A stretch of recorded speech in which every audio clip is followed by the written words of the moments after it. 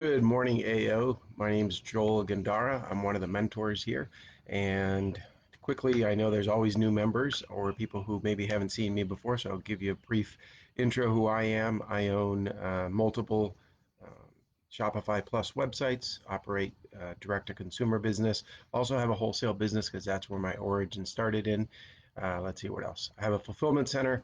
We are actually in the process of looking for much larger real estate to start fulfilling for a lot more companies. So also have a software business that is getting off the ground. We've been building our own software internally for many years, and now we're taking it to market. So I'm involved in a lot of different things. I don't work a lot as far as hours a day because I've got people who do a great job both here in the US and overseas who manage a lot of the businesses. And that's given me time to become a coach and a mentor here in AO. And so that's really the thing I'm the most passionate about is helping change people's lives. And what you'll see here today, I'm going to answer some questions. There's a lot of them. I don't think I'm going to get to all of them, but um, what I do here today is answer some questions. It's kind of general, so we're not going to dig in. You're not going to sense the passion, I don't think, that I have for this, but it's a good way to get to know each other and hopefully get something going. And I always say this, whenever you hear these questions, don't just think, well, this isn't for me, that I have a totally different type of business. Absorb all of that stuff because they're all learning opportunities. What's the alternative? To go, watch TV. This is good use of your time. So if you're here, whether you're watching it live or you're going to watch this later on, I think you'll get a lot out of it. And not because of me, it's because you're hearing other people's problems and then you're seeing one person's perspective on how to address them. And hopefully you get something out of that. So let's start. First one is Michael Wilding. And here's his question. So from an ask, believe, receive, that's a tough one. So from an ask, believe, receive slash prayer perspective, let's say I want a deal to go through that I'm concerned may not at the end of a meeting. Do I ask specifically for the deal to go my way and then just believe and say that the deal went my way? Example, please have one customer buy 10,000 of merchandise this week. Believe slash say, I am so happy and grateful now that my one customer has bought 10,000 of merchandise this week. Okay, so Michael, if that sort of stuff helps you somehow and you see a benefit from it, sure, go ahead and do that. I don't know if that's worked for you, if it's working for you. I'm more about action. You can believe, receive, ask, prayer, whatever it is. I'm just about action. What do you do to get that client to buy the $10,000 from you this week? Did you phone them? Did you message them? Did you offer them something special? Did you handwrite them a letter last month to build that relationship to make it even better so they're more likely to buy today? You've got to work on that. That's up to you. So I look, I'm all for The Secret, a great book by Rhonda Byrne, fantastic. But you've got to put it all into action. Having positive thinking is phenomenal because you have to believe that you can control these situations by thinking positively. But then it's not just thinking positively. I could sit here all day and say $1 million is going to show up in my mailbox. I'm going to pray for it. I'm going to think about it. I don't do any of that. $1 million will not show up in my mailbox. I promise you. I've got to go out and earn that money, and then it'll show up in my bank account or mailbox or whatever. It doesn't just magically happen because you believe it's going to happen. Um, that just seems like a formula for problems and frustrations. Now, believe it will happen, and then what are you going to do about it? Go do all the work, and then it probably will happen if you got the skills, you're intelligent, you're hardworking, you do all the right things. But think about it. So I could believe if I don't have legs and I could believe that I'm going to grow legs in the morning, that's not going to happen. And I could believe it all I want, 100%, it's not going to happen. So I've always had a little bit of trouble with statements like faith can move mountains. Yeah, I haven't seen that. I've never seen a mountain move. So maybe that's too literal, but have faith, be confident if you've got the skills to back it up and the hard work ethic, and then go execute. All right, next question is from Brad Coleman. What are some things I can do to create excitement on a line of apparel about to be released? Any out of the box type ideas, or how did you get your audience to know it's coming? Business description, background of question. Hello, I own Carbon Thread Designs, an automotive apparel lifestyle brand, and I'm releasing a new line of apparel over the next month. What are some things I can do to let my audience know it will be available for purchase soon? Create excitement, exposure, etc. In our apparel brands, Brad, we have, not that we're the biggest company in the world at all, but we have a good database of customers that are on our email list. We have a lot of traffic going to these sites. And so we've never announced something in advance. We've never pre-sold anything. We've never done that. It's just when we do come out with a product, we'll make sure it's on the rotating banners on our websites. We make sure we text about it. So we have a good database of opted in phone numbers. We use Attentive texting service for that. And we use a lot of email. About a third of our business comes from email. I've heard people say that email is dead, but for us, it's still phenomenal. Maybe that's different for, depending on the age range of the customers. But so we use, what's it called? So yeah, so email is a big one. I'm trying to think what else you could do. Now, if you were in a wholesale business, which I don't think you are, you could entice store buyers by sending them a postcard, sending them an email, all timed out, making a phone call and telling them, hey, we have new products coming out. We want to show you a sneak peek. Here's a PDF with the, those sort of things. We would do that when I was in the wholesale business.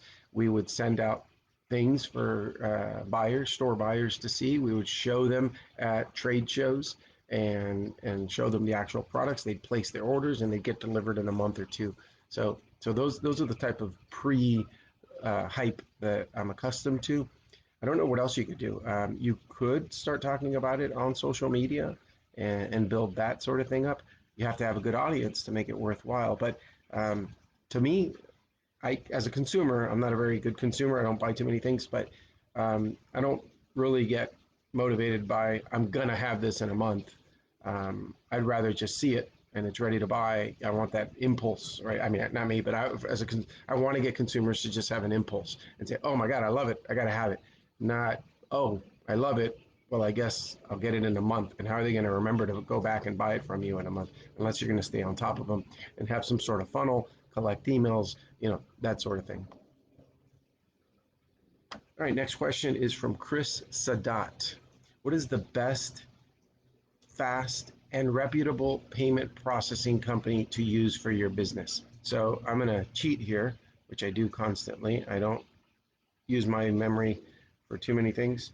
So when I read this morning, and I wrote to a team member of mine and I asked them, who do we use for all our credit card processing? So I can best answer this question. Let me ask it again. What's the best, fastest, and most reputable payment processing company to use for your business? Business description and background of question. We are looking for a payment processing software platform company to work with that works well with processing payments quick, fast, and easy. Example, a company that won't hold your money hostage for a week before going into your bank account. Okay, so for one of our websites, we have to use Braintree, which is a PayPal company. Actually, not for one of our websites. For a group of our websites, we sell products that aren't mainstream. They're a little too sexy, so that Shopify payments won't allow us to use their service. So for that, we use Braintree. And then also we use Shopify payments for a couple of sites. Here's another note. Braintree is a PayPal product. We also accept Apple Pay, PayPal, Afterpay, Amazon Pay, and Google Pay. Those are just on websites. Like when you go to checkout, there's all these options. We also use Sezzle, Sezzle. It's a competitor to Afterpay. It just lets people make payments over time in installments, but you get the money up front. They do charge a little bit of higher commission for that, but you get the money up front from somebody who didn't even have the money, right? So you're selling a $50 item. They've only got $10 in their bank account. They could buy it right now. You get your $48 or $47 or whatever it is after the fee, and then they'll make payments to that company. So it's a pretty good thing. And then here's another note, because this team member is amazing and he just gives me more info than I need, which is always great. He says we also use an app called Shopify Flow. which comes with Shopify Plus automatically. And what it does is it automatically places orders on hold if you set the criteria. And our criteria is if it's a first time customer and the purchase value is 3 times our average order value. So in our case, our average order is like $60 on a group of our sites. So if a new first time customer orders 180 or more, it puts it on hold temporarily. It notifies our team and somebody manually looks at it and then approves it. Or ask the person to verify and send an ID or something if it looks suspicious. So we do that just to protect ourselves because a lot of the time we've been hit with fraud in the past and you learn from that. And let's see. So yeah, I hope that answers your question. As far as one thing we've never looked at in the past when we've looked at credit card processing companies, they always tell us, how fast they get us the money. I've never been worried with that. We like to be cash rich and be ready for opportunities. So I hope that over time you don't have to run the business worrying about whether the deposit hit this morning or it hit tomorrow. But just just a mindset thing there I want to mention. Next question, Robin Turpin. When starting a business, do you think it is necessary to have a social media presence? In-person interactions are much more comfortable for me. Well, Robin, I'm not a social media person. I'm not much of a media consumption person. I love, just like you, I love talking to people face to face in person. Worst case, then a phone call, but I prefer in person. But the problem is the market doesn't value that as much, right? And this isn't about what you're more comfortable with, really. It's about what is better for the business. And then you adapt and can become more comfortable over time. If we all did just what we felt most comfortable with, you wouldn't be on this call right now. I wouldn't be here. I'd never done a Facebook Live until Sean asked me to do these on AO. And at first I didn't feel comfortable. Maybe right now I don't feel comfortable. I don't know. I've gotten more accustomed to it, I suppose. But I'm staring into a black hole on my phone, on my laptop. Um, that's that's not. We didn't evolve to do this. I guess over time we will evolve to do this. But yeah, I agree. I'd rather look somebody in the eyes, read their body language, let them read my body language, all that sort of thing. Take in the scenery, all of that. But you got to reach a market, and the market, you are not going to sit in front of every single one of your consumers. But with the use of technology, you can reach 100 of them in the effort that it took to reach one. And your clients could be all over the country or all over the world. What are you going to do? Fly all over the world to sit in front of them? So I think we have to adapt to the reality of technology and the reality of what the consumer wants. That's most important.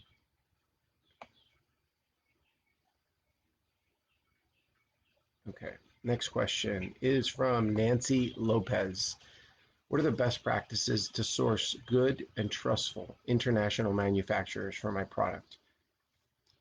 In the planning of making more sales of jewelry pieces, I will eventually need to outsource the manufacturing. In the beginning, I can produce myself with a limited amount of pieces per week, but I will need to find someone who can produce more in less time. Nancy, I hope that day is coming sooner than later.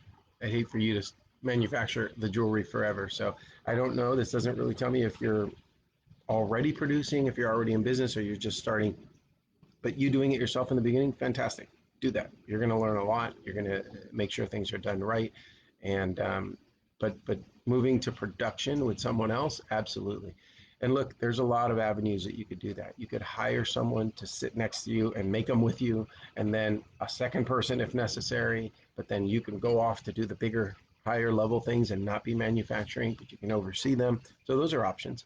Just like finding overseas manufacturers is another option. I'm going to guess that, and I own brands, and we produce nothing in the U.S. We found it impossible. It's not too many factories for the things that we need to make available in the U.S. because they've gone overseas, and even the few that we found in the U.S., believe it or not, the quality in apparel that we found is inferior in the U.S. compared to our factory in South America, in Colombia. So what we have found in the past, we had an issue. It's a good issue. We were giving too much production to our factory in Colombia, in South America. And they're great. I mean, like zero errors. Everything's done right. They're the most amazing factory. It's an apparel, so it wouldn't help you for jewelry. But we got to a point where they just couldn't keep up with her production. We're at that point, we were 100% of their capacity, us alone. They didn't have any other clients. And so we needed to find more factories. So that was my first time in like a decade looking for new factories for exactly what we do. We've sourced factories for different things to see what we could do. But so went through this process in the last year. And what we found to be beneficial is looking for trade groups in a country.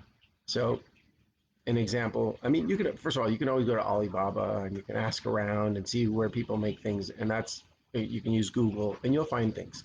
Then you can order samples and see what their production looks like, and then start sending them little bits of work and see how they go little by little and grow together that way. So that's one way, or those are many ways. What I found that works well, and it could be a different experience for you, is there are trade organizations that are like pseudo government, or they are government groups that want to build up their exporting companies, factories. So just an example, if you said you want to get Pima cotton t-shirts from Peru, there's an organization, I believe in Peru, other countries have them too, and you contact them and they'll show you all the factories that they recommend and that they've audited and they've visited and they trust, that are good factories. So you kind of have the backing of their government saying, yes, these are good ones. And these are very organized organizations. They don't just have a list and they send it to you and you're done. No, they'll make introductions. They, prior to COVID, I received annual invitations to go to different countries, and they would pay my flight, my hotel, and my food, everything for me. I just had to show up to the airport and they'd get me there and take care of everything. And it was to introduce me specifically to new factories, because what they want is to grow their exports, because they tax those factories, right? And then the government makes money. So it's kind of a win-win for everybody. And so I'd invite you to look and see if in the jewelry business, those are things. Also, if you are interested in jewelry, I'm hoping you have very good relationships in that industry. I really hope so. I hope you're not just doing this out of the dark. And if you do have those relationships, then you ask them, where are they manufacturing? Can they make some introductions, and go from there? All right, next question is from Heather Brockman. And the question is, which is better for onboard training, a private YouTube channel or Trainual? Business description: I'm in the process of redoing my onboarding and want to add training videos for all aspects of my standard operating procedures. I didn't know if a private YouTube channel would be better or something more detailed would be better suited for a company wanting to get to a franchise level. Heather, yeah, absolutely. This is a great way to go. I hate standard operating procedures like in a book. Who's going to get trained? I actually got trained when I was 19 years old. I worked at a radio station. And the beginning of the training was like giving me manuals, like all these huge books to read through. I don't learn that way. I don't learn by reading a piece of paper and then not having the machine in front of me, the board, the back then we used to use big reels and put them on the machine. I have to have somebody show me how to do it. And if it would have been back then, it was impossible. But if it could have been a video, I could go back to the video and watch it at any time. Uh, that's the best way to do it. So yes, I think both of these are potential ways of doing it. But this is kind of cheating, because last night I actually spoke to Heather and she told me she moved forward with Trainual. So I hope that works out. I'm sure it's going to be fantastic. Videos are the way to go. In my business, we do that. Any procedure that we have that's like a physical thing you have to do, we have a video for it. And we don't use Trainual. We just use private YouTube, like the other suggestion, which works too. But then we put that link of the private YouTube video and we drop it in a Google Doc that everybody has access to. You can do Control F and look up, printing, and it'll show you all the options for printing, and you watch those videos if you want. And it really is a good way to go. The other thing that we do is we have a WhatsApp group in our business, and if there's ever any video that we're going to put up, we'll drop it in there and say, hey guys, just want to show you a quick update on something. We're changing the procedure. Let's start doing it this way, and everyone sees it in one shot on the WhatsApp. But as far as training and bringing on new people, onboarding, yeah, Heather, this is the way to go. Glad you're doing that. I'm glad it's going to make a difference in the business. I know it will. All right, next question is from Gabor Raz. What are some quick wins I can implement to increase our bottom line profitability? And how should I go about doing this in the long term? description and background. Throughout the past 2 years, I've been focused on growing our top line revenue, and this year we're on track to hit a million in sales. We've been profitable all the way, but I feel there's probably a lot of waste we could eliminate. Normally, I'm the sales guy, not the savings guy, so I'm not sure how to get started, as well as how to make constant awareness of our bottom line an integral part of how we do business. We currently have a full-time accountant who can get me any reports I need. Okay, great. Gabor, that's interesting. So you are the sales guy, and I'm so glad that you're aware of that. You're the top line driven guy to make more sales, and every business needs that. Um, I personally, I'm not that type of guy. I'm on the operations and low costs, how to save costs and how to be more efficient type of guy. I think in an ideal business, we'd have a guy like you and a guy like me because they can counter, whether that looks like a partnership, it's 50-50 or whatever, whatever the percentage is, or one is the visionary, the one who sees the future and drives for that. And then the other one is an employee, and that could be like an integrator, somebody who puts into effect all the visions you have, but at the same time keeps a control of the expenses. That's another way that works very well. Um, okay, so I have a coaching client. He's a doctor who owns multiple offices, and we had a call a month ago, and we were talking about saving money. He brought it up to me, or maybe I asked him. I don't know. We discussed, well, what else could be cut to make us more profitable? And I remember this conversation clearly. He told me there's really nothing more we can cut. And so I said, well, let's go through the profit and loss statement and just ask some questions. And as we went down, so one thing we couldn't cut, he's got doctors and he's got assistants and he has all, you can't cut their pay. That's not going to work. So that was not an option. That one, he's absolutely right. And we went down the list and I said, okay, look, telephones.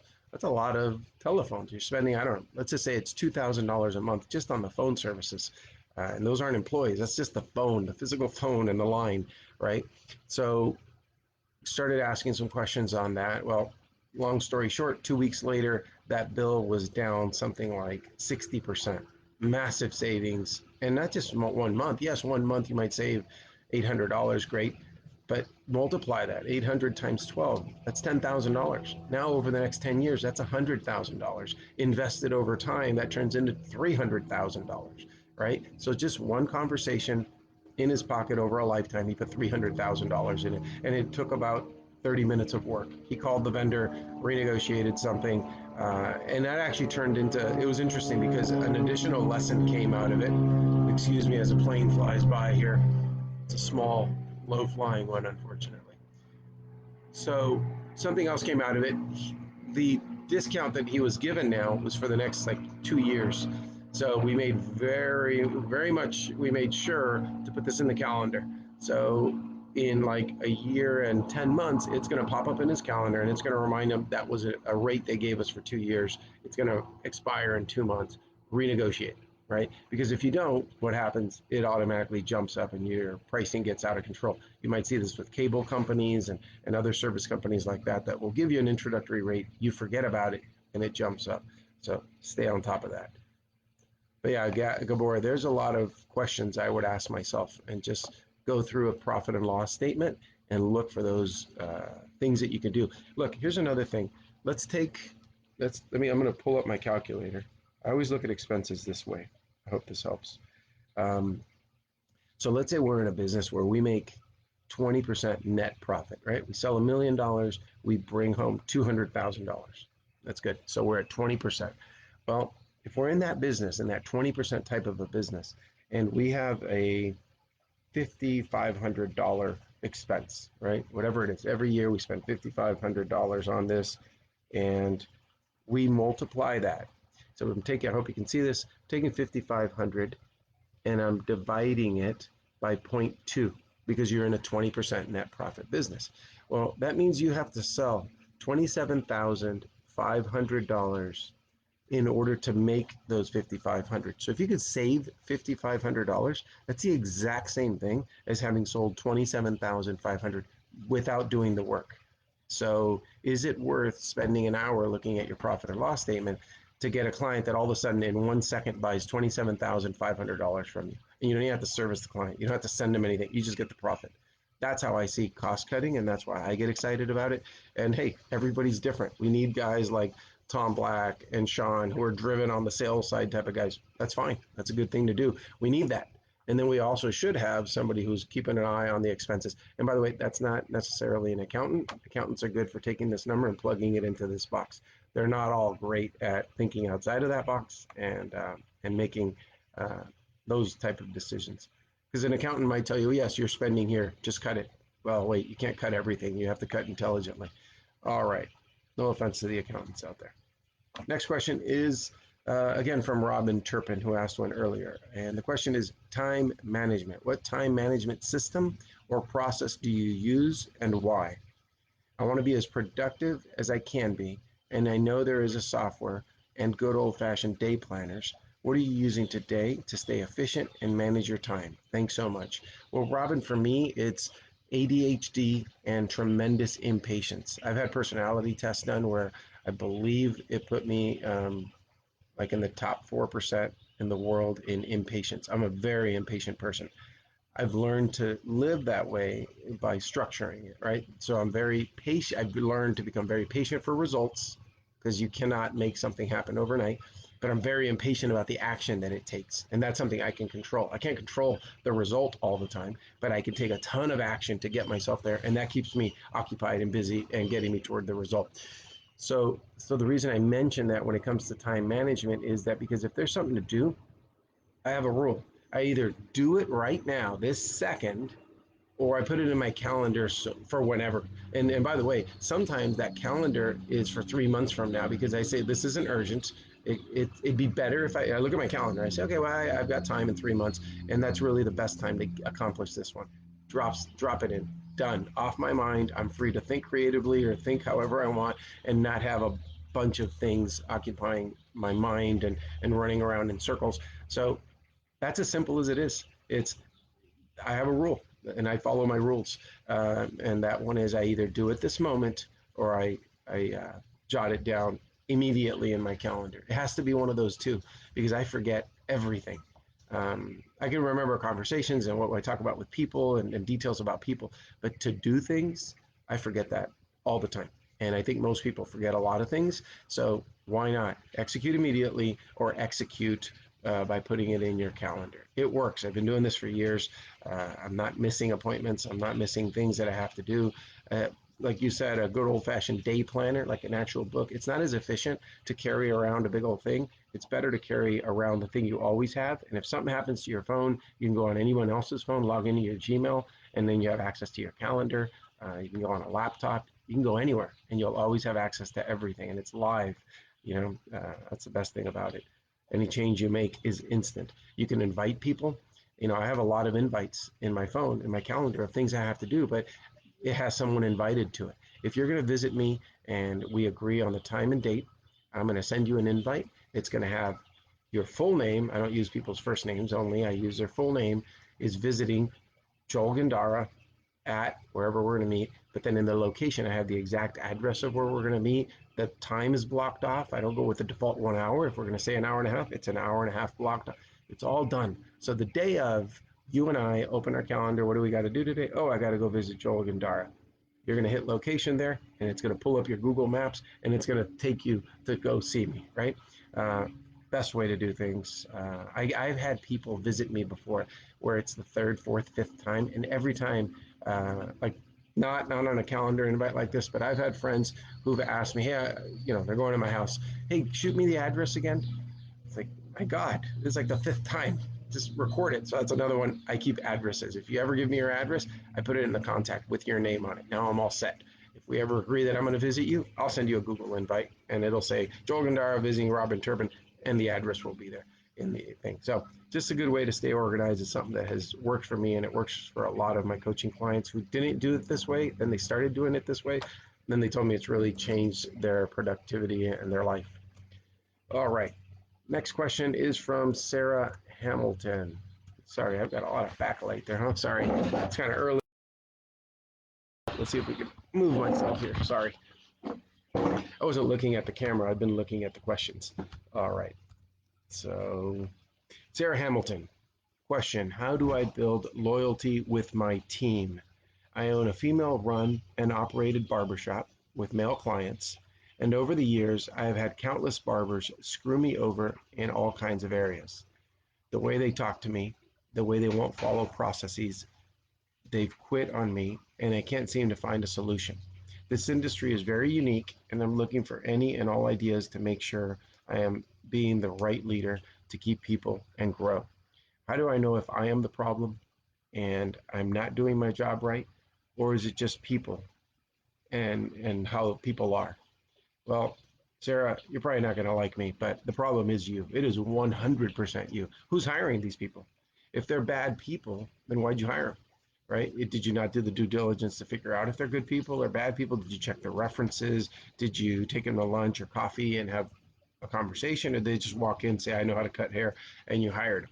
Right? So I've been in barbershops that have had, I don't know, 15, 20 barbers there for 15, 20 years, and they seem to operate pretty well. I know barbershop owners personally, so or owners of barbershops, and they've run their businesses well, and they've had the staff stay there, and they all speak to each other well and respectfully, and people don't just disappear on them. So yes, here's the beauty of me saying that. That's a good news. That means that you can control this, right? If you have, let's scoot over a little bit more. If you have, if you, so I hear a lot of things of what was done to you. You were screwed over, the way they talk to you, they don't follow your procedures, they quit on me. Those are all victim statements. All of that you just said is, and I'm not saying that you speak this way, but what I read from that, and I don't, it's not speaking, it's just written, but either way, what I sense from that is that look at what everybody's doing to me. What am I supposed to do? Take control, hire the right people. Don't accept uh, disrespect. Don't accept that people can talk to you or do things to you. You set the standard there. And if you have to, unfortunately, lose a little bit of business because you have less barbers, but they're the right barbers temporarily, that's a way to go. And then you hire better barbers. Um, I've recommended this book a lot of times. It's written by somebody that I know personally, and it's a life changer for people. It's Extreme Ownership by Jocko Willink. It's a phenomenal book, and it teaches you to uh, take control. Accept that things are your fault. If you don't, what's the alternative? If it's not your fault, whose fault is it? It's everyone else's. And if it's everyone else's fault, how can you change that? You can't change other people. You can change yourself, right? So if you start taking action differently, you're going to get different results. So yes, accept that all of these things are your fault. They are 100% your fault. And when you do that, you're going to start changing the actions and getting better results. So I would love to see if you do read that book and you reach out to me and tell me how it went and what you are going to do differently. I'd love to hear the outcome of that. And let's see if we have one more question because you guys are probably getting tired of hearing me. So maybe we can do a couple. There's a bunch more. There's a lot of questions today. I'm glad you guys are doing that. You're taking advantage of being an AO. So next question is from Dan Razumovsky. What's the best way to get a customer to follow through with leaving a review? When finished with a deck or project, I I buy my homeowners a nice bottle of wine, $55 to $120 price range. I ask them to leave me a review on platforms, but it does not happen. The current projects I'm doing are anywhere from 15,000 to 65,000 in price range. So Dan, 100%, this is super important. I agree with you. You want those reviews. When any contractor I hire for my house or for any project, I want to see reviews and I want to make sure they're good. So very good reason to do this. Um, Maybe the wine, obviously the wine bottle's not working, right? So could it be that maybe people feel like, well, he's giving me a wine bottle, he's asking me for this. It's just a transaction. He's asking me to, he's trying to buy my review. Maybe, maybe there's that feeling, whether it is or true or not. So how are you asking them for the review? That's my number one question here. Are you emailing them, texting them, calling them? What are you doing for that? So what I would do is have a phone call with them or in person when you turn everything in and they're super happy and you tell them, are you happy with it? Is there anything we could have done better? We're always trying to improve, blah, blah, blah. Show them that you care and that this means a lot to you. And then uh, they'll give you their feedback. If it's great, if it's phenomenal, 5-star feedback, you say, oh my God, that means so much to me. This is why I do this business. It's because I love hearing things like that. That's the whole reward for me. Can I have you put that so that other people will, can I get a review from you saying just what you just said right now so that other people will know that I'm good? Because there's a lot of people out there ripping off customers. And I'd love for them to hear your experience. And when they say yes, you say, great, I'll send you a link right now and text them a link to where they can leave those reviews and have them do it, right? And if they don't, you check it in a week, put a calendar reminder. Did so and so leave a review like they said they would? Okay, perfect. You haven't gotten it. Give them a call, send them a text, and say, hey, Mr. Smith, I didn't see the review yet. Where did you have a chance to do it? I want to make sure everything's great. I know you were happy. Is anything wrong? Right? So it's not just about the reviews. Is anything wrong? What can I do to improve it? And now they really see that you care. Try that. And I'm not saying that's the answer and that's the way to do it, but why? That's what I would try and see if that's any better. Okay. Wow. So next question is from Nancy Lopez. Should I keep my 6-month emergency fund completely, or should I use some of it to invest in starting my business? I have no debt. Recently completed my 6 months emergency fund. I have 2,000 spare to invest in kicking off my jewelry business, for which I need to do so much. I can probably bootstrap, but not sure if I will keep quickly need more and therefore will need to use the emergency fund. So Nancy, to me, and I'm a saver, I'm an investor, I think long term, and and so I see the importance of this, but money for me is not. I don't think of it as for a rainy day. I really think of it as for opportunities, right? Because what are you going to do? So you have a few $1,000s in a box or under the mattress or in a bank account earning nothing. What does that really do for you? Now, if you can turn those, let's just say it's a $2,000 savings, and you can turn that into 4,000 through business, and then 8,000, and then 16 and 32 and 64,000. Isn't that a lot more exciting? So if you really believe that you could do that through your business, I think that's a better thing to do.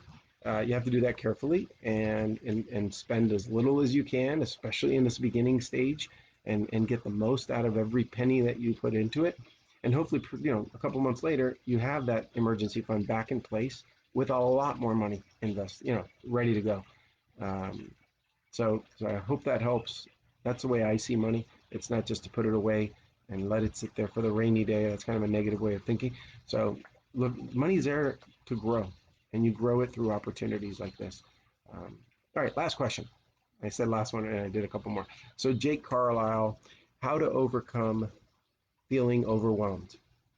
Here's the background: real estate, flips, Airbnb, rentals. I'm a full-time student. I also manage my business as well as my own personal investments. It's very stressful, and sometimes I feel like I'm not doing enough. It's hard to understand. So, Jake, you sounds like you're doing a lot, but sometimes you feel like you're not doing enough.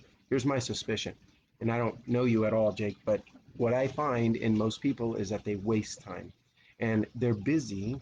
You see people. I've had employees that you see them at their desk, and they look busy, but when you dig down and ask them, what are you working on? Explain to me how you're doing it, and why did you do it this way? And when you realize, well, they're spending 8 hours on stuff I can do in an hour, just because they're not working intelligently. They're I don't know, they're sending an email and doesn't have 100% of the information. So what are they expecting? The person's going to read it and then respond back and say, well, now I need this other thing. Just lay it all out and be done, right? So there's a lot of ways of working more intelligently to get more done in a day. The other thing is, are all of your actions really necessary?